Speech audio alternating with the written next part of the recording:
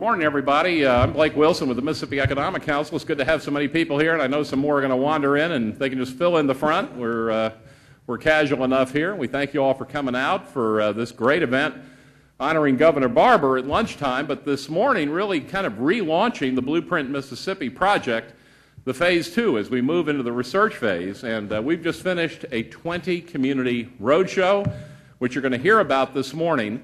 Very interesting results. It's resulted in really a more than 90-page report of what folks are thinking around the state, what opportunities exist, and it's probably the most definitive piece of baseline research that's been done in years in Mississippi, because we had everybody vote electronically using a little clicker device, and we ended up having over 2,000 people vote, and then another 1,000 people vote online. For those of you that may not have gone to the blueprintmississippi.com website, please feel free to do that. You still can sign up as a stakeholder. There will be no face-to-face meetings. This project is going to be all electronic. So those of you that live far away and say, I don't have time to get down here to Jackson all the time, you won't have to come.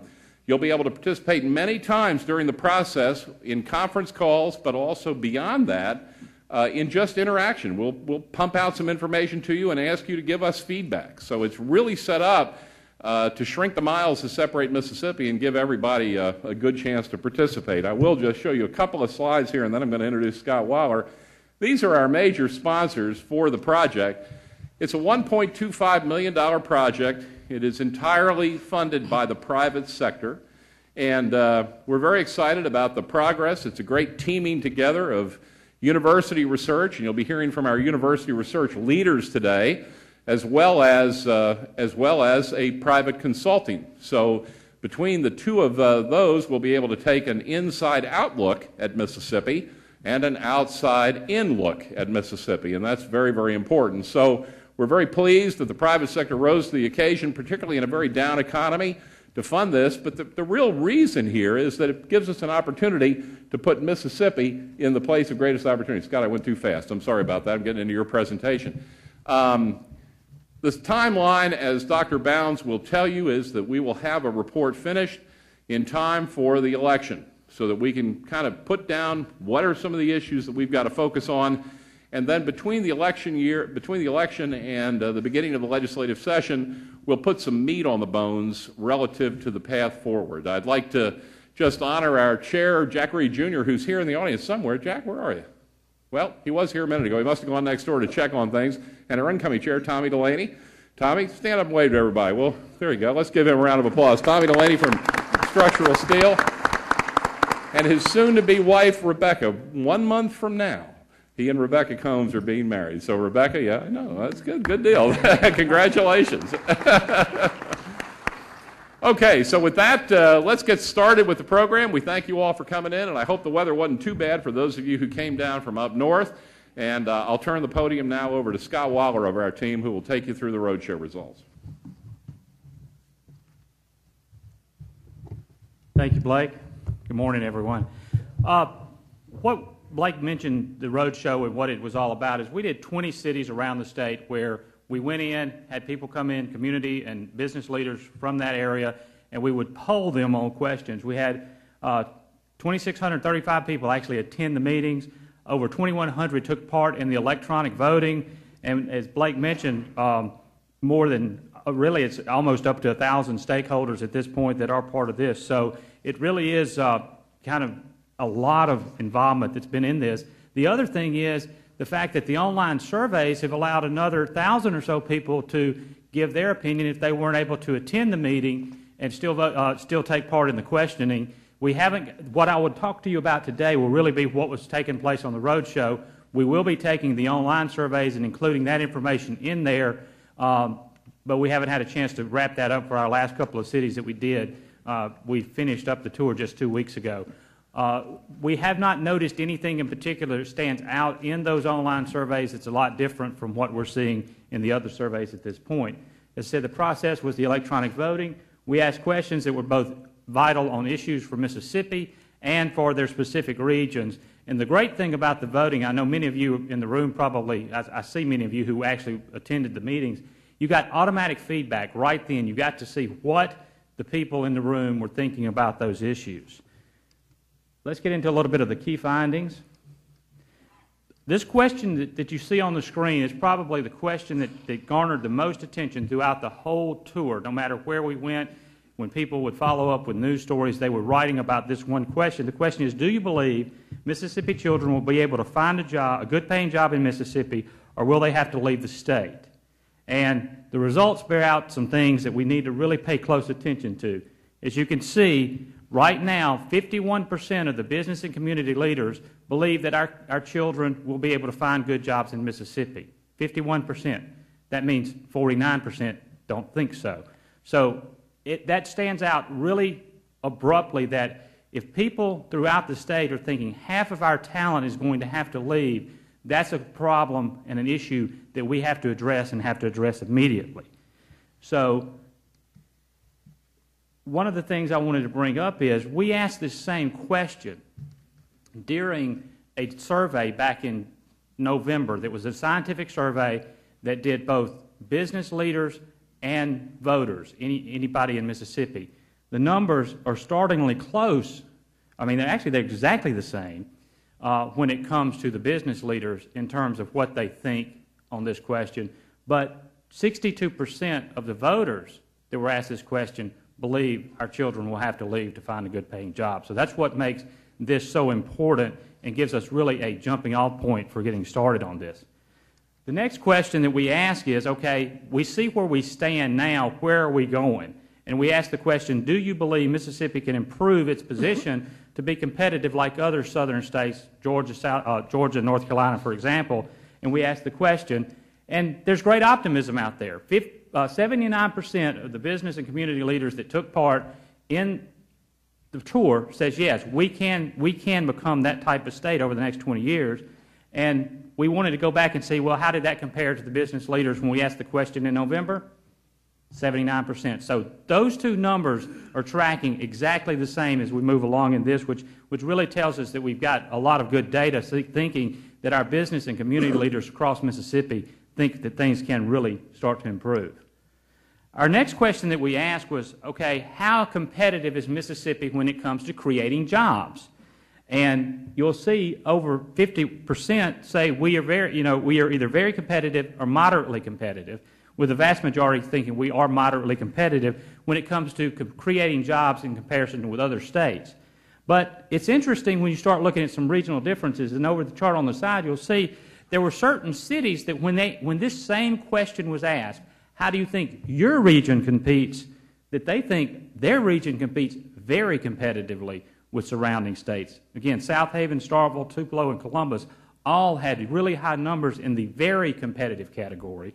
In fact, north of Highway 82, there was really no city that we went to north of Highway 82 had in the northeast part of the state, had a percentage of moderately or very competitive less than 66%. Now, statewide, when we asked this question, the regions, again, came back down a little bit, but cities like Starkville and South Haven still had high numbers. In fact, Tupelo, I think, had one of the highest when looking at the state as a whole. Now, on the other side of the coin, there were 6 cities that had double-digit, not competitive at all numbers. And of those, 5 are either the Delta or River counties. So those are something that we need to, again, that kind of tells you from a regional standpoint what we're looking at. Okay, this next question is one that I thought was extremely interesting to me. I'm a native Mississippian. I grew up here all my life, and I've always felt like that people outside of Mississippi don't always give us the type of credit that we might deserve. Well, if you look at this slide, you'll see that when we ask this question to people who live in Mississippi, what do you think about Mississippi? 33% still think we're a state that can't shake our negative perception. So that's one of the things that really stood out to me. I noticed this trend about halfway through the tour. We started tracking each of the cities as we were going along, and I noticed this number kept being very, very high everywhere we went.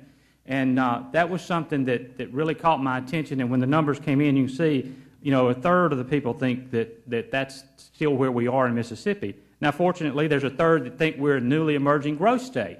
And And I think a lot of that has to do with a lot of the economic development projects that we've seen come through over the last few years, and that's really something that we can do it. But if you take the two things on this survey, the negative perception and then the one in red, which is low-cost, low-wage state, and add them together, you can see that still right now when people think about what Mississippi is, 57% still fall into one of those negative categories. So we ask the question then, where can we be 10 years from now? And the good news is everybody thinks we can really make some strong progress. Probably the best thing, and for me personally, looking at this, is that 2/3 of those who currently think that we are a state that can't shake a negative perception think that within the next 10 years we can make that, we can change that. And then you will see that the number for the newly emerging states has really grown, and 30% think that in 10 years that we really can be a hot economic development location in the New South. So again, the positives over where we are today to what we can do in the next 10 years are really high among community and business leaders in all parts of Mississippi. The next thing is we ask the question, what do you see as the growth opportunities? And when you look at it on a statewide basis, the one thing that really, again, stands out more than anything else is advanced manufacturing. And that's understandable when you think about the announcements over the last few years of the companies that have come into Mississippi, the types of work that they're bringing in, the types of jobs that they're creating. It tells you that the manufacturing facilities that are opening now are no longer that low-cost, low-skill, low-wage type facilities. Instead, they're much higher technology, much more training is required, and that's one of the reasons the panel this morning with the junior community and junior colleges was so important, because we understand the importance of the workforce. So that kind of from a statewide perspective tells you that that's still the other thing. The other thing is our natural resources. And I think Mississippi has an abundance of natural resources, and there's some things that can really, be turned into economic opportunities as we move forward. We did look at some regional differences. We asked the question both ways, both Mississippi and your region. And if you look at the Mississippi thing, you will see the vast majority of people think that it will fall in either one of the two categories I talked about, advanced manufacturing or natural resources, with the one exception being the Jackson area, which, or the capital area, which still thinks health care is probably the greatest resource, and that's very understandable considering what's happening here in Jackson. And then when you look at regions, you see a little bit of a difference. The Delta, the Gulf Coast come in is putting tourism at the top of their categories in terms of what they think could be their area, but it's still very heavy toward advanced manufacturing. One of the interesting things, when we broke it down into some of the cities, is both Starkville and Oxford, the two non-metro area research universities. Their number one choice was the category of startup and online companies, startup tech companies and online companies. In fact, Starkville, 46% of the people at that meeting felt like that was their number one opportunity. In Oxford, it was 35%. Now, the interesting thing, again, I said, okay, what about the other two cities that have research universities? Well, I went and looked at that. Well, in Jackson, it came in second to healthcare, but it was still over 20% felt like the high-tech online opportunities existed. And in Hattiesburg, again, over 20%, only second to advanced manufacturing in that case. So as you can see, there's a lot of things from a regional perspective that will allow us to break this down even further. And then one of the final things we talked about is, what is the region's biggest need? And as you can see from the slide, education and workforce training, which I honestly think those two things go hand in hand, and I think most everybody in this room understand that, which is one of the reasons that MEC has always been so active in working to help improve the education in the state at all levels, because we understand there is a direct correlation between educational success and business success, which that actually opens a great segue into our next speaker, because I've heard him speak a lot, and rarely do I hear him speak when he doesn't make this one point, that no matter what the question is, the answer is education. So please welcome Dr. Hank Bounds.